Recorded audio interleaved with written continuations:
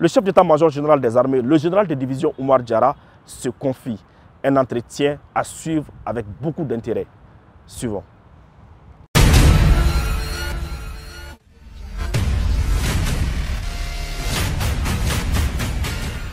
Pendant la transition, il y a beaucoup d'efforts qui ont été fournis. La montée en puissance des forces armées maliennes a été consacrée pratiquement, nous on a vu pratiquement 2 points. Il s'agit de l'amélioration des conditions de vie et de travail des hommes. Il y a eu beaucoup d'efforts, des efforts extraordinaires dans le cadre du renforcement des forces, des capacités des forces armées maliennes. C'est que ces 2 combinés qui nous permettent aujourd'hui vraiment de faire ces succès tactiques sur le terrain et qui, effectivement, qui vont dans le sens des orientations politiques qui nous ont été données. Donc, dans la mise en œuvre pratiquement de ces 2 points, on a travaillé pratiquement sur 3 axes. Le premier axe, il s'agit de continuer la réforme et la restructuration des forces armées maliennes. Quand vous prenez premièrement la gestion des ressources humaines. La gestion des ressources humaines, le ministère de la Défense est à pilote actuellement à travers la direction des ressources humaines des armées, le programme du système d'informatisation de la gestion du personnel de la défense, SIGPD. Il s'agit de travailler à maîtriser les effectifs des forces armées maliennes. Donc aujourd'hui, il y a beaucoup d'avancées qui ont été faites, le travail est presque finalisé. Ça nous permet d'avoir une pyramide, de comprendre un peu comment l'armée malienne a évolué depuis le début de la transition jusqu'à aujourd'hui. Parce qu'il faut les reconnaître, pendant la transition, il y a beaucoup de recrutements. Nous sommes à notre 4e série de recrutement et la 5e série est en cours actuellement.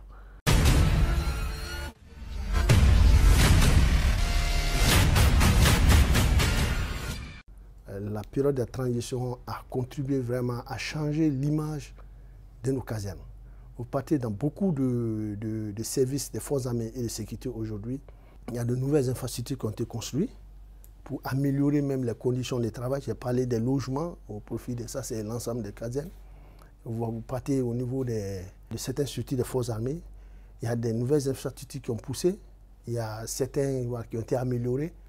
Tout ça, ça rentre dans la dynamique de l'amélioration des conditions de vie et de travail. Quand on voit en termes d'infrastructures, l'hôpital militaire, ça, ce sont des projets qui étaient en latence depuis un certain temps. La construction du camp de transit à Sévaré a permis de soulager beaucoup de militaires. Ceux qui sont désengagés du théâtre des opérations, ceux qui montent en opération, il y a quand même un cadre convivial là où le militaire se met à l'aise quand il revient de l'opération, quand il part en opération. Il y a beaucoup d'emprises sur lesquelles nos hommes qui ont été fortifiés et renforcés vraiment pour les permettre vraiment de défendre des positions dans de très bonnes conditions. Mais ce n'est pas fini, parce que quand l'armée grandit, il faut que les infrastructures suivent. Bon, les efforts sont en cours, il y a déjà un planning qui est là, sur lequel le génie travaille de temps en temps. Donc en termes d'infrastructure, effectivement, j'ai parlé de la construction, le projet de construction de logements au profit des militaires. On envoie à Kati. Kati, c'est quand même une bonne référence. Donc c'est un grand projet qui a été accepté par le président de la transition et qui se passe bien. On a vu aussi le projet de construction des camps. Le projet de construction des camps dans les différentes localités, dans le cadre du redéploiement et du renforcement du maillage sur le territoire national. Aujourd'hui, au niveau de l'armée de terre, au niveau de certaines armées, il y a beaucoup de projets d'infrastructures qui sont déjà dans les circuits pour être réalisés.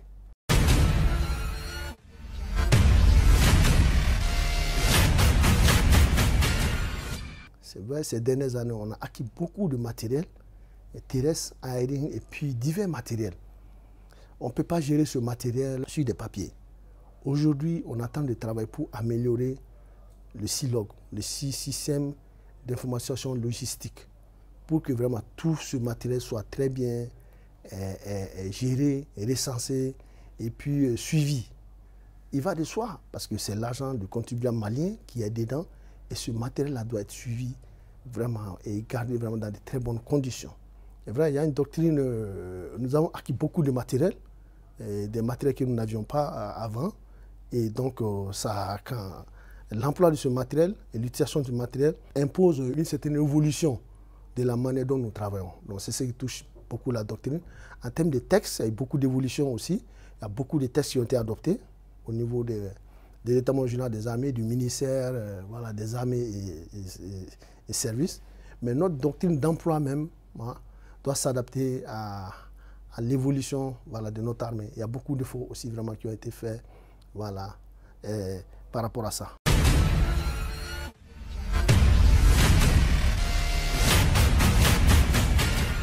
Les formations classiques, ce qui permet aux militaires vraiment de bien opérer sur le terrain, formation et entraînement, beaucoup d'efforts qui ont été faits. Pratiquement chaque année, il y a ces formations qui sont là. Il s'agit de la formation au niveau des hommes, les certificats d'aptitude numéro 1, numéro 2 pour être caporal-sergent, les certificats interarmes, les brevets d'armes. Et quand vous voyez les écoles, nous sommes le cursus de formation pratiquement des officiers et des sous-officiers aujourd'hui est vraiment une réalité. Il y a l'école des sous-officiers aujourd'hui qui est vraiment active. Et quand vous voyez l'école militaire interarmes, il y a l'école d'application. Là, à ce niveau, pratiquement, il y a toutes les branches. L'école de guerre qui a vraiment été créée grâce à une forte volonté politique. Tout ça, ça a pour objectif de faire quoi? C'est de professionnaliser les forces armées maliennes. Quand même si c'est des recrutements, le militaire n'est pas formé, le militaire n'est pas entraîné, le militaire n'est pas éduqué. Je pense que vous tapez un peu à côté. Donc beaucoup d'efforts ont été faits. Pratiquement quand on voit les taux qui ont été attribués aux forces armées et de sécurité maliennes pendant ces formations, il y a certaines années là où on forme les 100% des besoins qui ont été exprimés.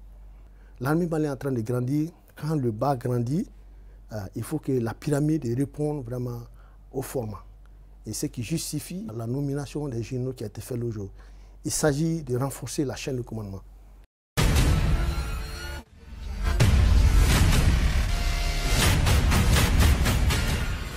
Dans le cadre de la conduite des opérations militaires, nous sommes toujours sur le plan Maliko. Le plan Maliko, c'est la restauration de l'autorité de l'État, la libre circulation des personnes et les biens. Ça, c'est l'effet final et recherché. Voilà, la justice et tout ça. Mais nous avons décliné un certain nombre d'opérations de ce plan-là pour nous permettre vraiment d'aller spécifiquement et puis atteindre les objectifs qui nous ont été fixés. Il s'agit de l'opération Kélétigui. Kélétigui, c'est de rechercher et de détruire les essentiels terroristes sur l'ensemble du territoire national. Et il y a beaucoup d'objectifs qui ont été atteints vraiment par rapport à Kélétigui. Et deuxièmement, il y a l'opération Tilékoura. Tilékoura, nous avons déjà un concept de sécurisation du processus électoral. Et c'est bien, c'est venu à point nommé parce que l'année dernière, le référendum qui a été fait au mois de juin, nous avons sorti le concept, nous avons remis à jour rapidement et ça nous a permis rapidement de sécuriser le processus du référendum sans problème majeur.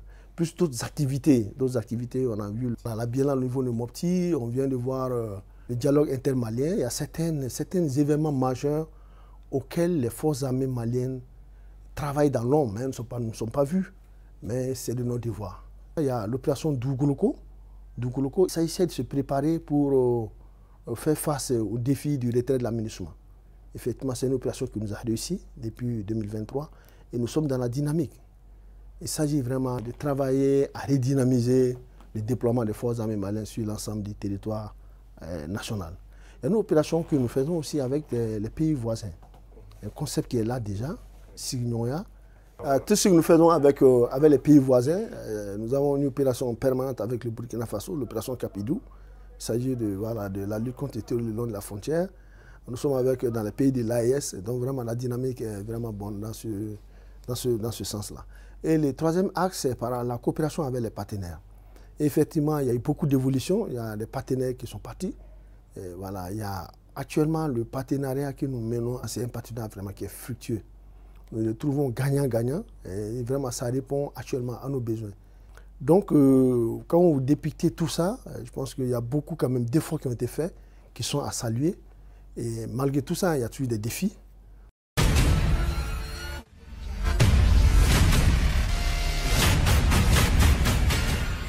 Pendant cette période de la transition, les forces armées maliennes ont quand même eu l'aptitude de s'adapter à l'environnement, l'évolution de l'environnement, de la menace sur le territoire national et surtout sur la question géopolitique. On sait que le Mali fait objet de beaucoup d'enjeux et la dynamique dans laquelle notre vision est vraiment, c'est de travailler vraiment à nous adapter à l'évolution de cet environnement. Quand on a vu les menaces, les différentes menaces que nous avons aujourd'hui, nous travaillons vraiment à annihiler ces menaces-là. Il s'agit, les premières menaces, c'est quoi? C'est la lutte contre le terrorisme. qui ont été faits dans ce sens, les crimes organisés, dans ce sens, tout ce qui est trafic dans le pratiquement trafic de drogue, trafic d'or ou bien trafic d'armement un peu dans les zones du Nord. On a vu peut-être la gestion des tensions communautaires. Voilà, la troisième menace qui constitue les velléités sécessionnistes, l'irrédentisme. Nous sommes arrivés quand même à travailler, à réduire pratiquement toutes ces menaces dans le pays.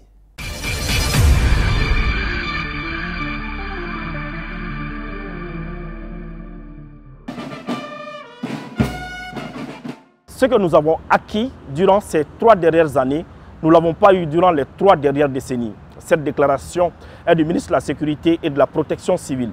À son tour, il se prononce sur l'ascension fulgurante des forces de défense et de sécurité, un élément à suivre avec beaucoup d'intérêt. À tout seigneur, tout honneur. L'armée malienne renaît de ses cendres.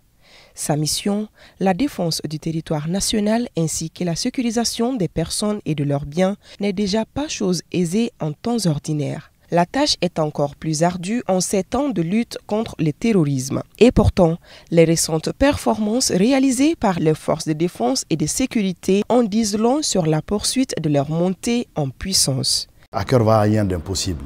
Quand on arrivait, nous avions trouvé une situation catastrophique. Il fallait très rapidement relever les défis. Et avec la volonté des autorités de la transition, le leadership de son Excellence le colonel Assimi Goïta, président de la transition, chef de l'État, chef suprême des armées, il nous a assigné une vision opérationnelle, une vision stratégique que nous devons rapidement mettre en œuvre pour la protection des personnes et de leurs biens. Ces résultats que nous avions eu à engranger, c'est une réalité. On était ici avec des partenaires qui étaient au Mali, les forces étrangères, qui ne sont pas parvenus à baisser le niveau d'insécurité, qui ne sont pas parvenus à lutter contre le terrorisme comme on le souhaitait, comme notre population le souhaitait. Mais avec la détermination, nous avions montré à la face du monde que nous pouvons réussir sans ceux qui pensaient pouvoir nous aider. Parmi les réformes majeures, on peut citer la militarisation de la police nationale et de la protection civile. Pour atteindre cet objectif, il fallait entre autres passer par des réformes institutionnelles, des réformes sécuritaires. Et c'est ce qui nous a poussé, entre autres, pour ce qui nous concerne les forces de sécurité, à adopter la loi sur la militarisation de la police et de la protection civile. Et cette loi nous a permis de restructurer ces forces et les permettre de faire face aux défis actuels. Et aujourd'hui, la police et la protection civile sont des militaires. Quand on voit le secteur de la sécurité, la réforme du secteur de la sécurité, c'est une structure qui est là. Et cette structure ne relevait pas du ministère de la Sécurité. Mais depuis un certain temps, sur l'instruction du chef suprême des armées, cette structure a été rattachée au ministère de la Sécurité. Donc ça a permis de rendre encore plus dynamique la structure, la rendre beaucoup plus opérationnelle. Et il y a juste quelques semaines, en Conseil des ministres, nous avions eu à prendre un nouveau décret instituant et fixant le cadre institutionnel de la réforme du secteur de la sécurité. Parce qu'avec notre retrait des accords d'Alger, il fallait revoir pas mal de choses. Et pour renforcer la sécurité sur l'ensemble du territoire national, de nouveaux commissariats de police ont été créés à travers le pays, conformément aux nouvelles dispositions relatives au découpage administratif. Quand on regarde au niveau de la protection civile, nous avions créé 4 nouveaux centres de secours de la protection civile. Nous avions rendu opérationnels 9 centres de secours. Au niveau de la protection civile, à la police, nous avions eu à créer 40 commissariats de police conformément au découpage actuel parce que nous avions cette politique d'un cercle et un commissariat. Donc 40 nouveaux commissariats ont été créés. Nous avons eu à construire et à rénover plus d'une trentaine. Et il y a aujourd'hui 10 commissariats qui sont opérationnels. Quand on prend le commissariat de Kenya, de Yorosso, le commissariat de Massina, Kidal 1 et 2, Tombouctou, Yelemani, Kolokani, j'en passe, nous avions eu à rendre opérationnel au moins une dizaine de commissariats. Et créer aussi une force au niveau de la police qu'on appelle la compagnie d'intervention de la police nationale, CIRPN, parce qu'il fallait quand même trouver des compagnies qui peuvent être dans des régions et intervenir en cas de besoin au profit de la population, au profit des autres forces de défense. Ensuite, l'unité mobile de sécurité, de surveillance et d'intervention qu'on appelle UMC. C'est des nouvelles unités qu'on a eu à créer toujours pour essayer de renforcer le dispositif sécuritaire de notre pays. Quand on va au niveau de la garde nationale, nous avons eu à créer 9 régions de garde, 11 groupements de la garde nationale, dont 2 groupements d'intervention. En termes encore d'infrastructures, au niveau de la gendarmerie, nous avions eu à créer des nouvelles brigades de gendarmerie. Nous avions eu aussi à rénover plusieurs brigades au niveau de la gendarmerie. Je reviens un peu à la garde. On a eu à construire beaucoup de pelotons, la garde nationale dans beaucoup de cercles, avec directement le logement aussi du chef de peloton. Les autorités de la transition ont également mis l'accent sur la formation des hommes. Elles le savent, le succès des opérations est la résultante du cumul d'un capital humain bien formé et des efforts en matière d'équipement. Ainsi, ces 3 dernières années, elles ont procédé à des recrutements de masse. Nous avons eu à créer l'école d'état-major des forces de sécurité, une école qui n'existait pas. Au Mali, on avait une seule école d'état-major, l'école d'état-major de Koulikoro, qui était dédiée bien sûr aux forces de défense et de sécurité, mais moins la police et la protection civile. Et aujourd'hui, avec cette militarisation de la police et de la protection civile, nous avions créé cette école. La première promotion est déjà en cours de formation au niveau de l'école de gendarmerie de Faladier.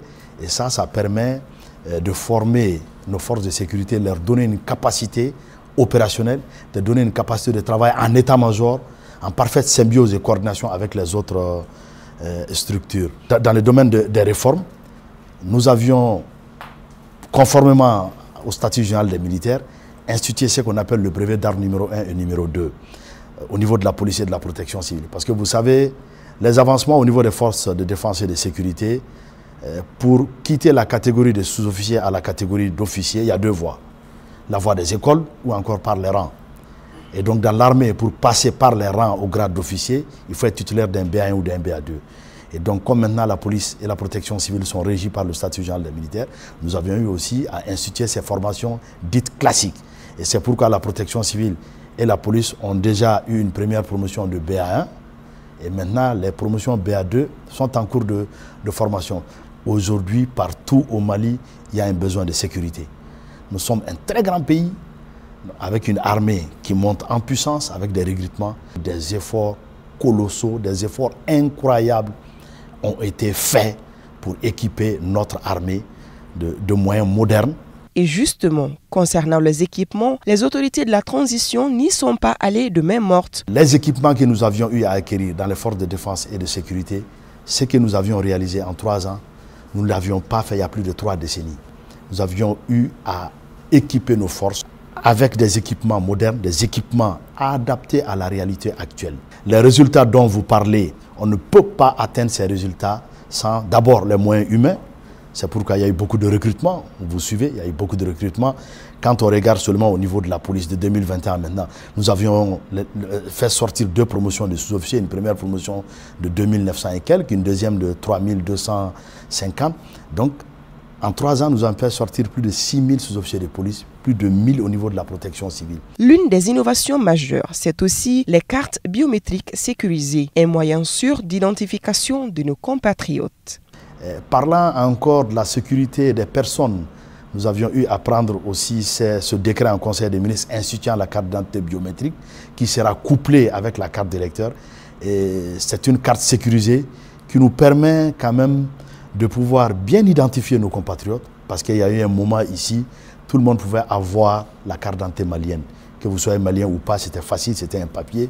Moyennant quelque chose, on peut l'avoir. Avec la carte d'identité, ça nous a permis vraiment de sécuriser l'identité de nos compatriotes. Et cette carte peut encore être utilisée. Nous sommes en train de travailler sur ça pour que la carte aussi, 2 en 1. Donc c'est une carte d'identité, mais aussi c'est une carte qui va nous servir de carte d'électeur. Dans sa mission régalienne, le ministère de la Sécurité et de la Protection civile veille également sur la santé des populations. De nouvelles mesures ont été adoptées afin de lutter efficacement contre la consommation de stupéfiants sur le sol malien. Et quand on voit aussi dans le domaine de la protection des personnes et de leurs biens, y compris leur santé, nous avions eu à prendre certaines mesures dans le cadre de la lutte contre la prolifération des stupéfiants, des produits psychotropes. L'Office central des stupéfiants nous a saisis par rapport à un problème de santé publique qui était la consommation de la chicha, la commercialisation. Donc par arrêté interministériel, nous avions pris une décision forte d'interdire la consommation et la commercialisation de cette chicha. C'est une très bonne chose. On a eu beaucoup de lettres de félicitations, de remerciements des associations de parents d'élèves, des structures, des associations religieuses pour nous dire que vraiment nous avions pris une décision salutaire parce que nous protégeons déjà la santé de leurs enfants. Il y a également la mission interministérielle de coordination de la lutte contre la drogue, la MILD. L'ennemi qui avait gagné une bataille dans cette guerre s'était réjoui trop vite. Mais nos forces de défense et de sécurité n'avaient pas dit leur dernier mot. Aujourd'hui, elles poursuivent allègrement leur montée en puissance. Et comme un tsunami, elles rasent tout ce qui se dresse sur leur chemin. Ennemis du Mali, vous êtes désormais avertis. Malgré tous ces efforts, le chantier est encore vaste. Les défis sont grands car le Mali est un pays très vaste. Mais les forces de défense et de sécurité sont plus que jamais déterminées à protéger les personnes et leurs biens. Je vous propose de suivre successivement l'intervention du chef d'état-major général des armées et le ministre de la Sécurité et de la Protection civile. Suivons. Je pense qu'il y a beaucoup quand même d'efforts qui ont été faits, qui sont à saluer. Et malgré tout ça, il y a toujours des défis. Alors, les défis majeurs qu'on a aujourd'hui, c'est la nature asymétrique de la menace, qui est toujours d'actualité. Les terroristes ont été beaucoup attentionnés, mais ils gardent toujours des capacités de nuisance. Les capacités de nuisance, c'est quoi? C'est des engins explosifs improvisés, ils attaquent des cibles molles, et mettent la pression sur la population. On voit le gars aujourd'hui, 1 heure de temps, il est en arme, et dans 5 minutes, là, il est avec son bâton. L'armée malienne, depuis un certain temps, nous recrutons, nous formons, et nous faisons la guerre en même temps. Ça, c'est un défi majeur, ce n'est pas donné à toutes les armées, vraiment d'aller dans ce sens et d'avoir vraiment ce niveau de professionnalisme que nous avons atteint aujourd'hui. Troisième défi, c'est l'immensité du territoire et la porosité des frontières. J'ai dit, il y a beaucoup d'efforts qui ont été fournis, et voilà, ça nous a permis, tous les efforts qui ont été fournis, les achats de matériel, le recrutement, nous sommes sur un planning, là où nous générons des unités opérationnelles, des unités tactiques, qui nous permettent vraiment de répondre à certains besoins très rapidement. Mais tous les jours, l'environnement malien change, l'environnement de la sous-région change. Donc il faut que nous développons des capacités en mesure de nous adapter à l'environnement dans lequel nous sommes aujourd'hui. Le quatrième défi, c'est toujours les campagnes, les intoxications, les propagandes contre les forces armées maliennes. Nous, ça ne nous dit rien, nous fermons nos oreilles, nous travaillons. Nous ne travaillons pas pour quelqu'un, nous travaillons pour le peuple malien, conformément à ce que le politique nous dit. À l'international, quand on voit l'image du Mali, cette tache noire que les gens veulent nous coller, mais je ne pense pas que ça soit réellement la réalité. La situation de sécurité au Mali s'améliore, elle s'est beaucoup améliorée. Quand on voit le déploiement de l'administration dans certaines zones du Mali, on voit qu'il y a beaucoup d'activités qui ont repris aujourd'hui. Le niveau de professionnalisation des forces armées maliennes est vraiment satisfaisant aujourd'hui. Et ce qui nous réconforte davantage, les acquis, c'est que la dynamique continue. Cette dynamique, nous la continuons pendant un certain nombre d'années. Je pense que tous les problèmes auxquels nous faisons face seront plus ou moins résolus en termes de sécurité. Les acquis, c'est quoi? C'est la cohésion, l'unité, la solidarité que nous avons pu cultiver au sein des forces armées maliennes. La chaîne de commandement qui est une chaîne de commandement unie et puis unifiée. Depuis que nous sommes là, nous sommes en train de cultiver ça aujourd'hui. Aujourd'hui, il n'y a pas de commandement parallèle aux forces armées maliennes. La chaîne de commandement est claire. La chaîne de commandement opérationnel est claire. La chaîne de commandement organique est claire. Et le dernier point, c'est vraiment la cohérence entre le niveau politique, le niveau militaire, le niveau stratégique, le niveau opératif et le niveau tactique aujourd'hui. Quand on voit tout ce que nous faisons, j'ai rappelé les principes qui gouvernent l'action gouvernementale aujourd'hui, effectivement, suivant lesquels les forces armées maliennes travaillent. Et tout ce que nous disons, c'est conformément aux directives politiques. Tout ce que nous faisons, c'est conformément aux directives politiques. Et la communication, la fluidité des ordres est vraiment claire. Et nous, en tant que militaires, tant que les ordres sont clairs, les orientations politiques sont claires, nous travaillons vraiment dans la plus grande dynamique. Nous sommes sûrs et certains que nous avons le soutien de nos populations. Il y a beaucoup de défis qui ont été posés aux forces armées maliennes quand les différentes forces se retiraient. Les gens avaient prévu le chaos. Mais nous sommes arrivés quand même, nous sommes arrivés à nous adapter à l'environnement, à vraiment remplir tous ces vides que les gens avaient prévus. Ces objectifs militaires qui ont été atteints contribuent beaucoup à l'atteinte des objectifs politiques. Aujourd'hui, il y a 4 ans, 5 ans, le taux de mortalité, quand on voyait sur l'état des opérations, a beaucoup diminué. Tous les jours, c'était des engins explosifs qui enduyaient les forces armées maliennes quotidiennement. Aujourd'hui, nos gens sur le terrain, ils se sont adaptés. On connaît le mode d'action des terroristes. Donc tout ça, ça montre que les forces armées maliennes ont aujourd'hui des capacités qui les permettent de s'adapter à l'environnement dans lequel nous travaillons. En termes de perspective, moi je reste vraiment optimiste. je parle au nom de l'ensemble de la hiérarchie militaire, nous restons optimistes parce que vraiment les orientations politiques sont claires et nous avons le soutien du peuple malien. Donc, qu'est-ce qu'il reste à faire? Il s'agit de continuer, de nous consacrer à notre mission, de ne pas se laisser divertir. Quel qu'en soit l'environnement dans lequel, nous, notre mission, c'est de défendre l'intégrité territoriale du Mali, de protéger les personnes et leurs biens. Le défi est là et notre volonté d'y faire face est là aussi et reste intacte. Le défi aussi, aujourd'hui, c'est le maillage sécuritaire du territoire. Nous voulons aujourd'hui prendre en compte tout le territoire. Vous l'avez si bien dit, vous venez tout de suite de donner la superficie du Mali. C'est un très très grand pays. C'est un sous-continent. Et aujourd'hui, nous devons prendre en compte le maillage sécuritaire de notre territoire. C'est ce qui nous pousse à faire des recrutements, c'est ce qui nous pousse à faire d'acquisition, logistique, l'armement et tout ce qu'il faut pour monter, pour une certaine montée en puissance de nos forces, afin de les permettre d'aller partout sur le territoire national. On avait des partenaires qui étaient là. Vous voyez, quand on a repris rapidement les emprises de la MINUSMA, ils se sont retirés d'une manière non coordonnée, bien vrai qu'on voulait que le retrait soit coordonné, mais on était obligé rapidement d'aller les réoccuper.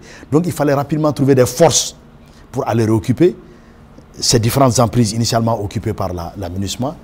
Et il y avait le défi de Kidal, parce qu'aujourd'hui il fallait qu'on reprenne Kidal et cela a été fait. Je tiens à féliciter encore une fois les forces de défense et de sécurité pour cet exploit, la reprise de Kidal. Et aujourd'hui, nous sommes présents à Kidal.